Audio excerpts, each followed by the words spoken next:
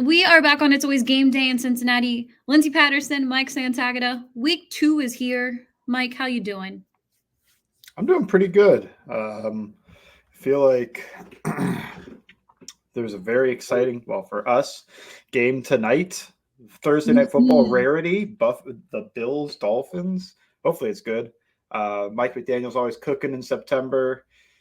Josh Allen. I mean, Dude, I he's watched I watched the film on their game against the Cardinals, and it is a lot of Josh Allen hero stuff.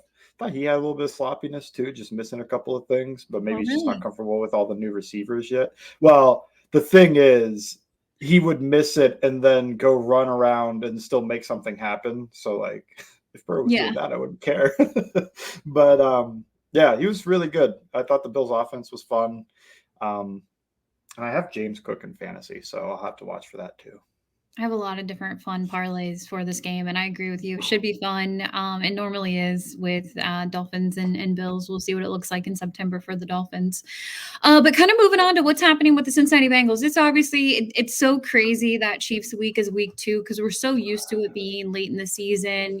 Playoffs are around the corner. This game is a big deal. Even last year, it was a little bit of something to get towards the end of the season. And here we are in week 2 for the Cincinnati Bengals, looking for that bounce back game. We'll get into the matchup predictions in just a moment, but they were back at practice on Wednesday. We heard from some of the players. Cam Taylor-Britt, some bullet board material, I guess you can put it, when it comes to Xavier Worthy. And there's one thing about this Kansas City Chiefs team, and I know we're about to get to matchups, but look, they're better offensively than the last time the Cincinnati Bengals played them. Rashee Rice, he's going to be pretty much one of their number one who you're going to be watching out for in this game offensively. But Cam Taylor-Britt, yeah, he had just a speed. That's about it. He can run straight, run jet sweeps, and just run straight. Can't do much else. And I can just, I can just feel it, that Xavier Worthy touchdown coming on Sunday, unfortunately. But my thing is with all like the bulletin board material and everything like that, I don't think too much of it because I think the players are going to be ready. I think Kansas City Chiefs are going to be ready even if they didn't have bullet board material. They know this is a huge game against somebody who, it's been a little bit of a battle in regular season and in the postseason. So I don't think they need that. But Cam Taylor-Britt, I just hope he has a great game after that quote. Jamar Chase also was talking to the media today. I don't think he said anything that was too crazy. He's like, hey, he believes they're the AFC team to beat. And you know what? Confidence is key when you're an NFL player. So good for him. But he was asked about the trash talking, and he's like, look, I'm in year 4. I just need to go out and play the game. I'm not going to say that stuff. I'm not going to say anything. And I thought that was The pretty smart funny. response. That was very, very smart. And he's one of the biggest things that I really listened to from Jamar Chase in the locker room today is he just sounded like a vet leader. He's still a young guy when it comes to the wide receiver group, but he just said, hey, I told all of them there's no better time than now to get up for this game. And I think that's absolutely huge for Jamar just because of all the contract extension stuff. And then last week, we didn't know if he was playing until Sunday morning. And this time, just he sounds locked in. We know how he feels about the Chiefs. And obviously, he's Joe Burrow's number one target. So I thought all of that was really good stuff. T. Higgins, it was a really busy day in the last 24 hours for the Bengals when it comes to locker room interviews. He did an interview with Ben Baby right before we recorded, and he just wanted fans to know, look, this is a real hamstring injury. It has nothing to do with a contract extension. Obviously, you can look back to last year when he was dealing with injuries. We've even mentioned on the podcast he played in a preseason game. So I don't think that this is, I don't want to play out there because I need to get my payday at the end of the season. T. Higgins is going to get paid at the end of the season from another team.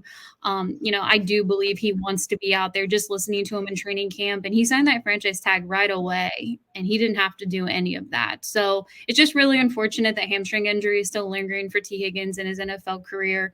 And I wish he could be out there on Sunday. I would really like their chances a little better if T. Higgins is on the field. All right. Wow, that was a lot. I know. We'll start with the Cam Taylor-Britt thing. And I don't care that much about the actual trash talk. I think Jamar has the right approach to leave it for the field and don't do it before the game. But I also think everybody's missed the one part of the quote where he said, like, if you can get hands on him and be physical with him, he can't run upfield and be fast. So, I mean, that is what Cam Taylor-Britt is. Yeah. I guess the issue here is, can you get hands on him? Because he's that fast. And if you miss, it's not looking great. So that'll be interesting to me. I mean, corners, they've got some of them and wide receivers got the most confidence in the world. And corners, I feel like have a little bit more psycho to them because how can you not be psycho and play corner? Like I feel like that's such a tough position.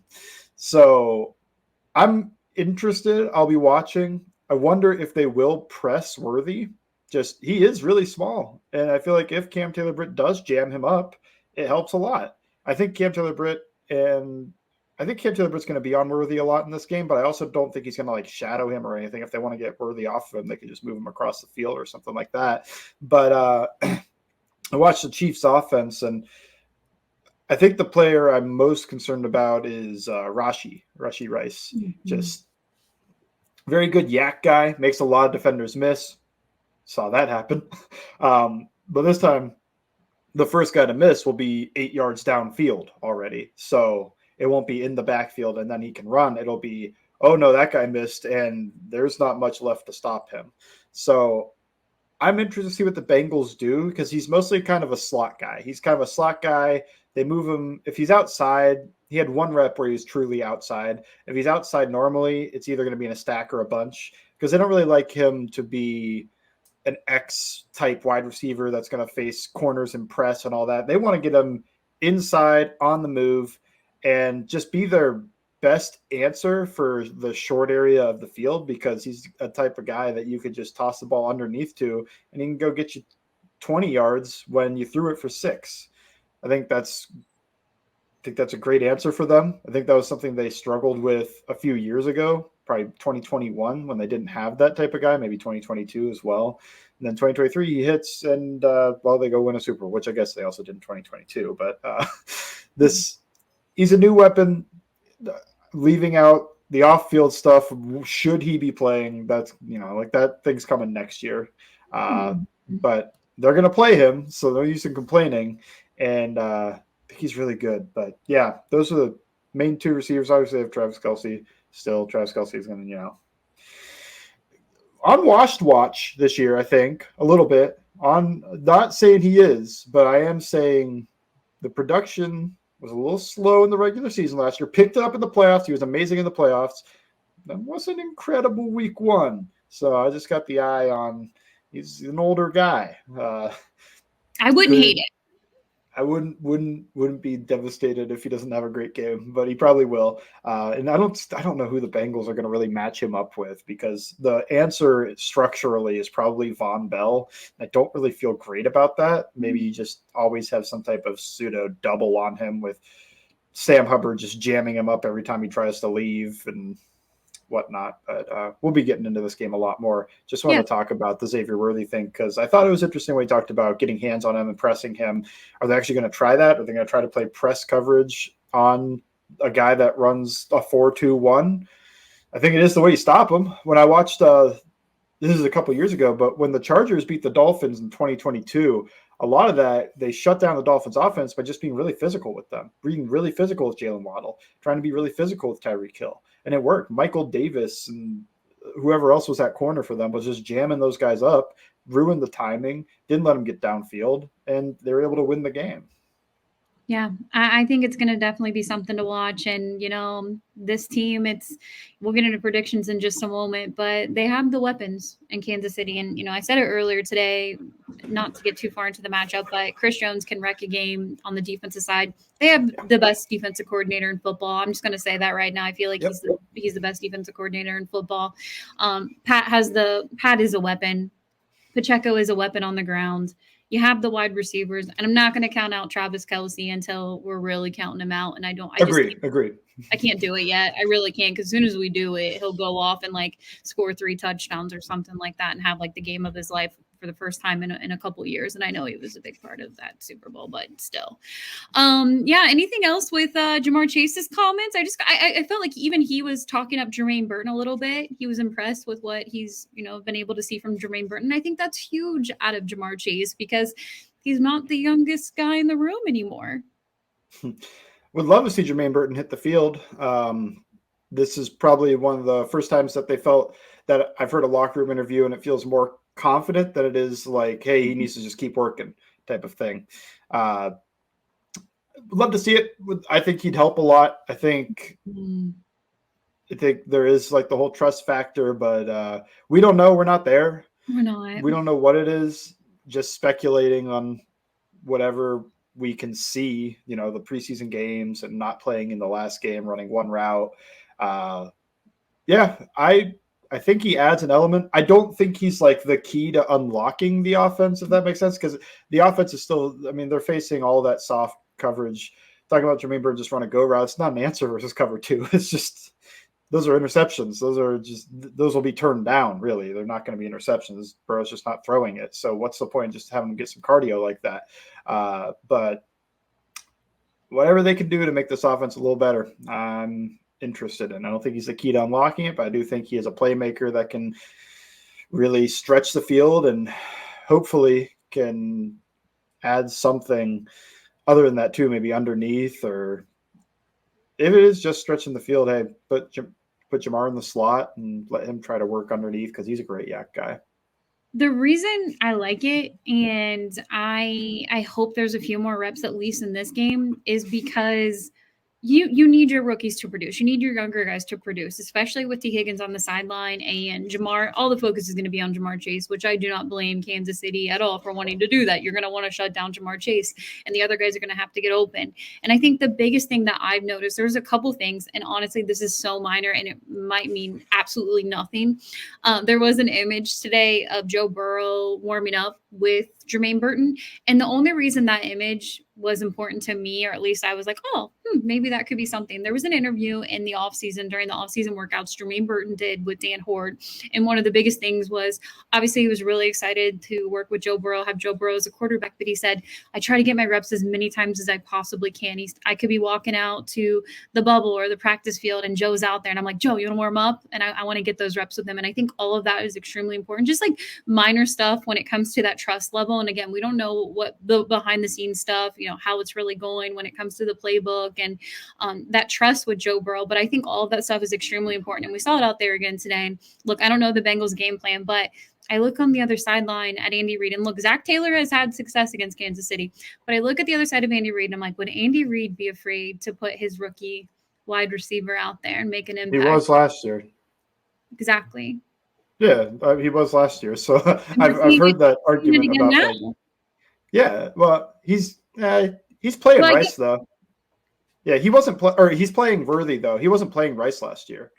So that was what I thought was like, I've seen that too. And I was like, this is like a great sounding thing. Yeah. But also he wasn't playing Rashee Rice last year until pretty much the middle of the season. And we're 1 week in. So if Taylor doesn't play Burton all year, great case. If Taylor's playing him by week 4, I mean, yeah, that sounds like something that Andy Reid would do. I don't know. I don't know. For me personally, I think and you can look at other teams and other wide receivers who might not be available. If Yoshi isn't getting open, if Trent Irwin isn't the guy that's going to get open at Arrowhead, and you have a guy with speed and Jermaine Burton, just a few extra reps out there. Just a few more. From 4 to maybe 8 or 9. Extra. I agree with all this, but also we're talking about guys getting open. They're running, if it's a bunch of cover 2, it's not man-to-man.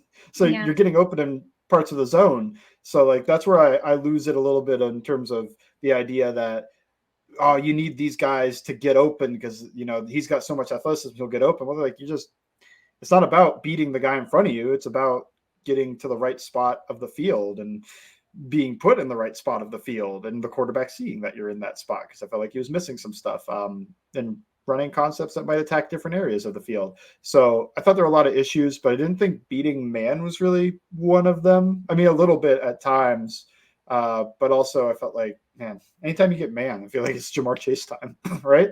Like that's why teams aren't playing it. They're trying to play soft zone coverages because they don't want to get man-to-man up against Jamar Chase. Now, if they're doubling Jamar Chase in man coverage, like that's what happened in the one AFC Championship game that always gets brought up. They doubled Jamar, played man across the board, and the slot played a heck of a game against Trent Irwin, and Hayden Hurst got clamped up a little bit too. So that's where it becomes like, get Burton on the field now. I don't care what the issues are. I don't know. For me personally, when it comes to like the football side of it, I Yeah. lose these guys aren't getting open. And I'm like, well, it's not like he's facing a corner man-to-man coverage. That's where I'm losing a little bit. But I do see the point. I see the point about adding him, getting more explosive, getting him more reps. I'm 100% agree on all that. I think all that's true. I Yeah. just He's not going to be I wide don't, receiver number 2 in this game. yeah, I don't expect it. And we'll see. We'll You see. never I think guys got to play better still, because I did think, even though I was talking about zone and everything, there was a play where Yoshi got jammed by the slot and it ruined the timing on everything. Need a guy to be able to avoid that jam, because they had Jamar Chase and Yoshi Vash on the left side of the field, and they're trying to create a high-low on the corner, but Jamar Chase is already out there, and he hasn't gotten out there yet. It's not an athleticism thing. It was that he was getting beat up in physical coverage by the nickel corner. So need to be able to fight through that and get out there quicker so that those concepts hit. So I think there is a little bit of that to it. But yeah, I agree with a lot of what you're saying. I didn't mean to sound like I wasn't No, agreeing. you I think didn't. I Not just at all. minorly pushed back on the idea that the wide receivers aren't getting open versus this coverage. It's like, well, like it's so much soft zone that it's not like they can't get open. It's just, who's open in the concept and reading out the coverage and everything. And one of the things Joe Burrow talks about in his press conference this week, and oh my goodness, I'm glad he was talking, because there's viral videos everywhere from how he's picking up a water bottle. I actually judged Insane. myself. Too much time on our hands. But did you think, I mean, I've lifted up a water bottle tonight. I'm like, how do I lift a water bottle up? And it was exactly like Joe Burrow lifted a water bottle up. So it was absolutely crazy to me that was actually a story. And you know what you do after, a surgery happens? I actually was talking to an orthopedic surgeon today, and I asked about that. I said, why, that's just going to be something he does the rest of his career or his life. And he's like, he'll do it for some time. He's like, you're going to do that right after surgery just to make sure everything is still going well and you're just moving it around. He said it could be a year from now and he's probably not even going to think about it. But right now, mentally, he's going to think about his wrist and his arm and what he's doing. That is a very normal thing to do, a human trait. He's like, if you hurt your knee, you're probably going to be doing the same thing, moving your knee around after your surgery and your recovery. So all of that has been crazy. And obviously you want to see more out of Joe Burrow, but he did talk to the media and he said, look, I had some happy feet. And I know when you went back and you watched the tape, I'm sure it was very easy to see. And I'm sure Joe saw it on Monday. I was saying that on the last pod. I was like, yeah, he had happy feet. He had his internal clock was fast, and he was saying all those things. I was like, yeah. You can't just blame everybody else. Like, when the quarterback doesn't play good, you're allowed to call it out. And the nice thing about that is you expect him to pick it up and play better. Yep, 100%. And just a good year from Joe Burrow. And we'll see what it looks like. Obviously, he plays a little slow in week 1 and week 2, and they really need Joe to speed it up and get it going in week 2, because it's an absolute huge one. When Joe Burrow plays well, this team plays well. When Joe Burrow doesn't play well, this team struggles. And we saw it against the New England Patriots this past Sunday. Let's get into matchups really quickly before we talk predictions.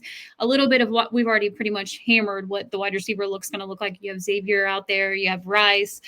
Travis Kelce will be there. The guy that still scares me the most outside of the wide receiver room is going to be Isaiah Pacheco. And it's more of the tackling for the defensive side of the ball. I'm not too down on the Bengals defense right now. And look, I could regret saying that when they go to Kansas City, but the tackling, if they were to clean that tackling up a little bit, I've felt a little bit better where this defense is right now early on in the season. But you can't miss that guy. You cannot miss him, because he's going to get those extra yards, and he's going to be definitely someone to watch when it comes to just being a weapon on the ground. When you think about the Kansas City Chiefs offense, what are some quick things that you'd like to bring up versus the Bengals defense? I would say I'm not down on the defense, but I would say I'm up on Lou. Like, overall, I'm not down on the defense. I'm more up on the scheme and Lou, and a little bit down on the players right now just because of that tackling performance. But, like, I didn't feel like they were out schemed. I didn't feel like Lou had no idea what the issues on the defense were. He's not the one out there making the tackle. And that was the biggest issue. So you missed 14 tackles. I don't know how you point at anybody else. You point at the guys that missed the tackles. I think they could show up in this game and do some interesting things. You're never going to stop the Chiefs. Well, I guess Lou did for half of football, but he also got kicked the rear end kicked for half that game too. We gloss over a little bit. It all turned around on that Tyreek Hill what a try That from the I 2 still yard think line. about that moment, man. What a save. Eli Apple. What a hero, man. In that game specifically. And he was really good actually in the playoffs. Like he would step up. So, but anyway, I think Luka cooked this game. I'm interested to see what he's going to do schematically. I think there are clear, and we kind of hit on them a little bit, weak points, like who's going to be on Rice. Because if he's in the slot and he's playing in these bunches and stacks, is it going to be Mike Hilton? If it's Mike Hilton, all right, I'm getting a little nervous. it could be good. Could be good. Like he's played well against guys like this before in his career. He played well, actually. If we want to talk about the 2021 AFC Championship game, he played really well against Tyreek Hill and whatever else they threw at him in the slot. But he had help. So you're going to play coverages that give him help across the field, because that's the real issue with Rice is he's always working to the middle of the field, well, at least almost always working to the middle of the field. Never say always, because he did have an out route that he got, but almost always working in the middle of the field. Do you just, no matter what coverage you're playing, tell Mike, like, hey, play inside leverage on him. Or maybe play coverages that will mostly have him in inside leverage, thinking of cover two man, and whatever else you've got going. Maybe there's a bracket going on with Rice, but then there's only so many resources on defense. So then what are you doing with Worthy? Because I feel like you mostly want to have a guy over the top of Worthy. Cover 2 and 2 man would fix that, would have an issue there. But then you have like there's less guys in the box for Pacheco. So it becomes an interesting, like, where are we going to move the chess pieces type of game. The one thing I am excited for is Trey Hendrickson against their rookie left tackle, who I thought was up and down. I didn't think he was just bad, but he gave up a sack and multiple quarterback hits against inferior defenders to Trey. So I think it's possible he has a good game. I also think that they're probably going to treat Trey with more respect than they treated those players. So they're probably going to give him a lot of chips, a lot of slide help, whatever else he might need. But that's going to be interesting to me. I want to see him against Kingsley Suamatea, who I thought looked better in his first game than I thought he did in college. And I liked him in college. I gave him he was the guy outside of the round one guys. So I was like, yeah, I'd take him just for the tools. And I don't think he's super far off. And I think he looked closer to being a complete player this it was a week ago, Thursday, than he did as a college player. So I credit to whoever he's working with and the Chiefs offensive line coach. But that's what I'm interested in. I also don't think Juwan Taylor has been good for them. Call the penalty. Call the penalties. But he's facing Sam Hubbard. I need Sam Hubbard to step up and have a performance that makes me think like, okay, cool, you're still there. Because getting a 0% pass rush win rate against Michael Onwenu is a pretty good tackle. But at the same time, I've seen him lose. Like you should at least win one rep, right? Like everybody else did. Well, not everybody, but every other starter did. They won at least enough reps to be over 10% win rate. Yeah, even Zach Carter did. What did he? I'm not sure. Maybe he didn't. No, maybe he didn't. Sorry, Sam. I know BJ Hill and Sam and Sheldon Rankins won enough reps to be on that list as over 0. They're up like 15-ish%. But yeah, 0 is just unacceptable. You have to win a rep. So I think this is an easier opponent for him. We know that these will be the matchups because the Bengals never flip their ends. They just play that way. I think this would be a great game to get Joseph Osai on the field, but we will see. It seems like they are never interested in doing that. And the interior is going to be tough because I just think the Chiefs have a big advantage there. I think they have probably the best interior offensive line in football. You're talking about a top 3 left guard in Joe Thuney, probably the best center in the league in Creed Humphrey, maybe second best if you're a Frank Ragnow truther, but one of those two probably. And then right guard, you've got Trey Smith, who's a heck of a player. And so, like, if he was on the Bengals interior, he would be the best player. If he was on a lot of interiors, he'd be the best player. So when your worst player is a guy like Trey Smith, man, that's a good interior offensive line. And I think a weak point for the Bengals is clearly the interior defensive line. How do you combat that? That's another part of like the Lou part of this. Is he going to slant? Is he going to stunt? Is he going to blitz? Is he going to just try to keep things a little bit funky so that that's not a straight up matchup? He did that against New England. So we'll see how that goes. But yeah, I think I went overboard on who all matches up where. And I didn't even mention Patrick Mahomes is the best quarterback in the league. Yeah, hopefully they can get pressure on him. And I agree with you when it comes to interior. I think a lot of people, even when Pat was down a lot of weapons, but he had a Hall of Fame tight end, people forget about Pat's interior and what he's working with on the offensive line. And that would be absolutely amazing for Joe Burrow. But kind of just flipping sides right now when you think about the Bengals offense. And like I said before, more slow starts for Joe Burrow. They really do not have time to keep going slow. They got to get it moving. A big test at Arrowhead, somewhere where they've played before. They keep it pretty close. But when you think about Joe Burrow and the rest of the weapons out there, do you think we're going to see them try to run the ball a little bit? Because Chris Jones, again, can wreck a football game, and that still terrifies me. And Chris Jones, better pass rusher than he is a run defender, which, like he's an all-world pass rusher. But I'm just saying, I've seen Chris Jones, be more middle of the pack some games against the run. I've never seen him be middle of the pack against the pass. Like every game you ever watch of that guy, he is like, yeah, that's the best pass rusher on the field on probably either side of this game. So I think that I'm not saying you run at him for sure, but I'm saying like, I think if you have more of a committed ground approach, you could move the ball. I think one of the big issues that the Bengals had in their last AFC Championship game against them was it felt like they were throwing the ball a lot. And I mean, they kind of had to because the run game was getting stuffed. Run game is getting stuffed in that game. But if you can get an effective run game, I think it could work. I really want to see if they get to that 12 personnel look more. The only way they were effective running the ball against the Patriots. But at the same time, the Chiefs last year, and maybe this is because Willie Gay was there and he's not there any longer, when they would get to base, so their 4-3 look, it would be Willie Gay, Leo Chenal, and Nick Bolton. Mm-hmm. I believe they were top, maybe the best run defense in the league. But I don't think that was true against the Ravens because the Ravens shredded them in 12 personnel. 100%. So I'm wondering if losing one of their linebackers is making that a little bit more difficult. I didn't watch their defense. I only watched their offense before this. So I'm interested to take a look. I also think the Ravens 12 personnel, it's a little, like they don't have real blockers. So maybe the Chiefs match it in nickel. I don't know. I didn't watch. But that'll be interesting. I think you got to try the 12 personnel thing, though. You got to try it. And I feel like that play, there's actually multiple concepts out of it. They all look similar. They have a counter solid, a power play, etc., where Eric all motions over and kicks the guy out. I feel like you could build a lot off that. You could build an RPO where you read the end and Eric Alls just goes to the flat, doesn't block him. You could build a play action play where Eric Alls going to the flat or running a wheel. You could build, I feel like you could just build off of that and have like a whole pistol package that's not just based on that, but that's like one of the primary concepts of it, and just have different wrinkles added to it and then still be able to run that play because you have your good blockers on the field. I would love to see more of that. But then again, every year I think I ask for more pistol from the Bengals offense, and we hit like 10 plays in the season and they go like, yeah, that's good. Let's just go back to shotgun.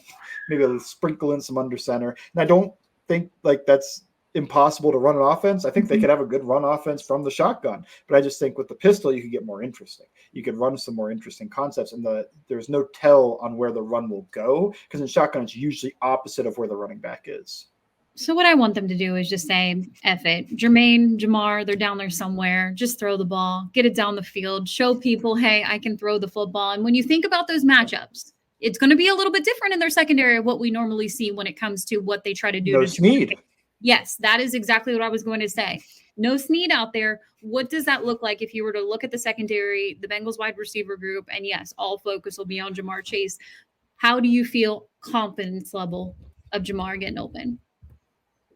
I mean, I think they're going to really respect him, but I also feel like he'll get open. I feel like it's funny because I feel like Spagnuolo got kind of scarred the 2021 regular season game where Jamar Chase had that awesome game, but also like he hasn't really sent a lot of pressure at Burrow since then because he was shredding their pressure by just tossing it up to Jamar with accurate balls, like good plays. But you look at their secondary now, and there's names I recognize like Jalen Watson. I feel like he made a hero play against the Bengals in the last AFC Championship game. Trent McDuffie's a great corner. I don't know who Chamari Connor is, to be honest. I see Joshua Williams. I've seen his name before. So they have Brian Cook and Justin Reed at safety. That's who it was last year. So that's not different. I feel better about his opportunities in this game than I have in any other game against the Chiefs so far, just because there is no L'Jarius Sneed, there is no Charvarius Ward.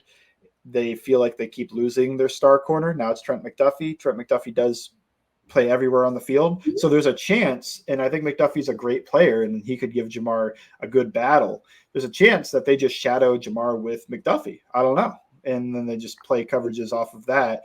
That would make it a little bit more difficult, but I think the chess match there would then be like, okay, but let's throw Jamar into motion. Let's put him into stacks and bunches and whatever. We can get him off that matchup if we really want to. Or you want to play that straight up. Well, okay, first play of the game, if he doesn't have help over the top, let's just throw it up and see who wins. Because I feel like both those are, decent ways to attack this if that's the way they go. So I'm interested. I think I want to see them attack the Chamari Connor guy just because I don't know him. Maybe he's good. Maybe he is good. I don't know. Watch him be like a number one guy when they he's do. like, oh, two picks in this game because they listen to me like, yeah, let's attack them. Yeah.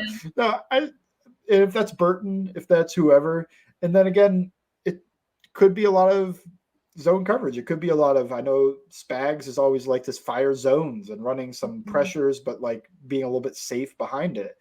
Not running all out zero when he runs a pressure. So that's all interesting to me. I'd love to see the matchup, the chess match between two teams that have been going at it this much. I still think this is a great rivalry. I know some people have had the debate, but I'm interested. I'm interested to see all this. I'm glad that everybody's mostly healthy, maybe not T. Higgins for the game. And we'll see. It's in Arrowhead. That's the one part that is difficult. It is. And the only thing I can say is they've been there before. They've been able to do it in the biggest game of the year, and they almost did it in back-to-back years, and unfortunately couldn't get it done the second year. But that gives me a little bit of confidence. Well, I'm going to be completely honest with you. Coming off the Patriots loss, knowing it's early on in the season, it is a wave of emotion. It's Monday and Tuesday. Like, I cannot believe they lost to the Patriots. What a terrible game. Joe Burrow had a bad game. What was the play calling? Defense, you got to make tackles. Wednesday, I'm like, okay, moving on to the Chiefs. Thursday, I'm like, you know what? Maybe they have a shot. Friday and Saturday, I'll talk myself into it. And Sunday, I'll be like, I'm going to get sick. And I'm going to give my guy Taylor over on X credit for that, because those are the emotions going from a loss to getting ready for a Chiefs game. And for me personally, I've changed my mind about 500 times what's going to happen in this game. I agree with you. It's still a rivalry for me. It's usually a great matchup when you see the two teams play. Even Jake Browning was able to put up a little bit of a fight last year with an injured Bengals team. If T. Higgins was playing, I would say my confidence level would be a little bit higher, just because T. Higgins has been able to be that guy in these matchups outside of Jamar Chase. And it's been really fun to see him. You can look at the AFC Championship games. Look at the game in December a couple years ago when it was in Cincinnati, and that drive when Joe Burrow threw it right to him on the third down play, sealed the game, and was like, yeah, I'm going for it. Let's throw the ball. Let's don't set ourselves up for anything less than that. And I just think that bums me out that T's not going to be out there. And but this is why Jamar Chase is going to get paid the big bucks in the offseason. This is why you need him to be wide receiver number one, and maybe he's got to just be the guy. Or maybe a wide receiver 2 or 3 will be able to step up in this game. Maybe they'll be able to run the ball. Maybe Joe Burrow will look good and have a bounce back game from all the stuff you're hearing out there in the media. But I just don't know how to look at this game any different from Chris Jones can wreck a game. The Chiefs have a better offense than the last time they faced each other. I need the defense to tackle. I just don't know if I can pick the Bengals. But before I give my score and you give your score, I'm going to say this. I think that even if they were to drop the 0-2, would I be surprised if they won Arrowhead? Not at all. They've been there, done that. I don't think the season's over at 0-2.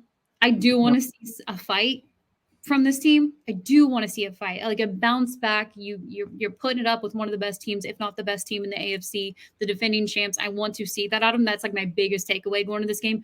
Want to get out healthy. I could still see this team going 0-2, then going to 2-2.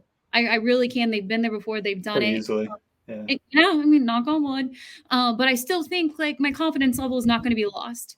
If they look lost out there for the second straight week, I'm going to be like, oh, man, you're going to go to Monday Night Football at home. Are you going to be thinking, just different things and different mindsets from that. But my biggest thing is put up a fight, get out healthy, maybe steal this one.